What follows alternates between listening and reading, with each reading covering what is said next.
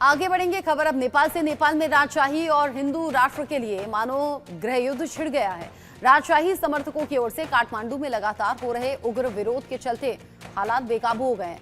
Police और प्रशासन की ओर से स्थिति को कंट्रोल किया जा रहा है। इस बीच पूर्व राजा ज्ञानेंद्र की राष्ट्रीय प्रजातांत्रिक पार्टी ने राजधानी काठमांडू में आज फिर से बड़ा विरोध प्रदर्शन किया।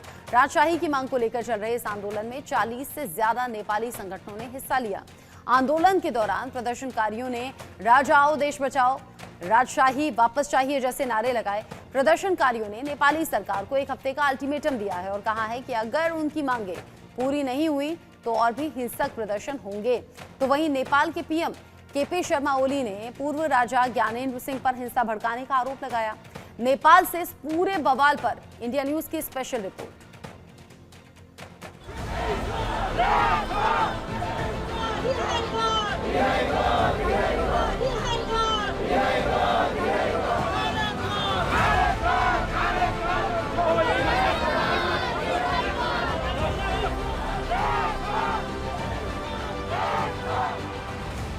क्या नेपाल हिंदू राष्ट्र बनेगा? क्या वहां राजा रजवाड़ाओं का दौर फिर से वापस लौटेगा? इस सवाल का जवाब पड़ोसी देश भारत भी जानना चाहता है। नेपाल में राजशाही के समर्थन में शुक्रवार को जबरदस्त हिंसा हुई। इस दौरान कई मकानों में आग लगा दी गई और लूटपाट की भी कई वारदातें।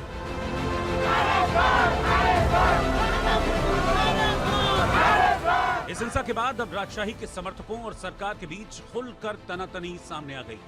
नेपाल के पूर्व राजा ज्ञानेंद्र शाह के पक्ष में लोगों का भावनात्मक जुड़ाव देखकर नेपाल की सत्ता और विपक्ष में मौजूद कम्युनिस्ट पार्टियां सतर्क हो गई। काठमांडू में हुए राजशाही के समर्थन में प्रदर्शन के बाद पुलिस का दमनकारी एक्शन जारी।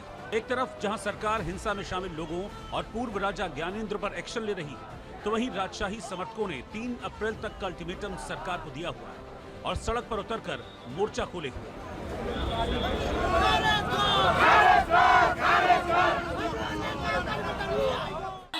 को लेके रिहा कांग्रेस सरकार के खिलाफ विरोध प्रदर्शन चल रहा है। मैम, विरोध प्रदर्शन चल रहा है। हमरो राजा हमरो देश का एक नारा लगा। तो जिसका विरोध प्रदर्शन चल रहा है, क्या कहेंगे? क्या कहेंगे जिसका विरोध प्रदर्शन चल रहा है? क्या मांगे आप लोग? हमें हिंदू राष्ट्र चाहिए, हमें राज्य चाहिए।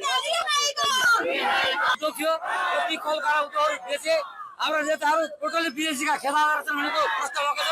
अब सबै नेपालीको आस्थाको केन्द्र राज संस्था कब तक ये आंदोलन चलेगा? कब तक? जब तक हाम्रो यो आन्दोलन त्यसको संवैधानिक राज संस्थाको पुनर्स्थापना, सनातन हिन्दू धर्मको स्थापना र नेताहरूले विदेशमा त्यसको कलकारा स्थापना गरेर नेपालमै स्वरोजगार स्थापना नगरेसम्म यो आन्दोलन तर्किन्छ। देखिए कैसे काठमांडू में भारी जनसैलाब उमड़ा और इन लोगों की किस तरह पुलिस वालों से झड़प हुई, जमकर बवाल काटा।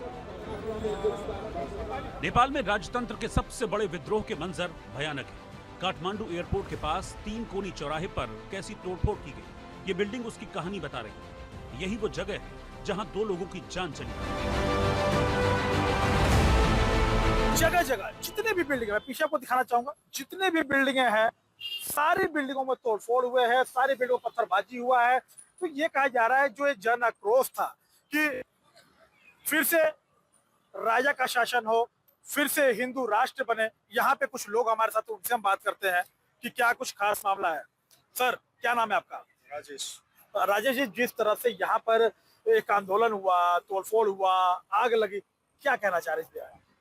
नहीं, ये सब तो होना ही नहीं चाहिए था। जैसे वो पब्लिक प्रॉपर्टी में आग लगाना या उसको तोड़फोड़ करना, जैसे मेरे ख्याल से मुझे लगता है इसी बिल्डिंग में शायद एक जर्नलिस्ट का भी निधन हो गया, तो दैट इज वेरी टेरिबल।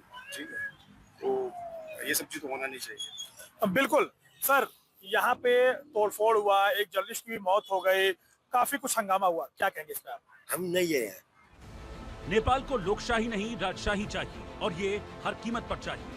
इन नारों के साथ नेपाल कम्युनिस्ट पार्टी के दफ्तर पर जमकर तोड़फोड़ की गई, आग तक लगा दी।